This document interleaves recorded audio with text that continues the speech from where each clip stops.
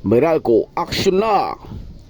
Dito sa Taguig City, Barangay Katuparan, Block 17, 7th Street, noong 13 ng Mayo 2024. Sa ikawalo hanggang 9 ng gabi, bigla na lang may pumutok at nawala ng kuryente at ilaw. Yun pala, naputol na ang mga kable ng Meralco dito.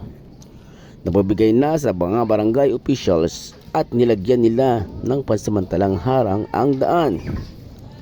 Ipinaabot na rin sa Meralco na nakasasakop sa lugar, pati mismo ang nag-iikot na nagre-read ng bills ay alam na ang pangyayari at nireport na rin daw ito.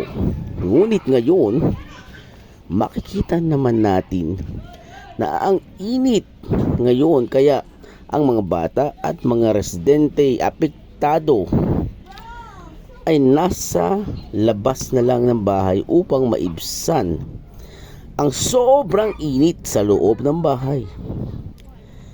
Kaya Meralco, asan ka na?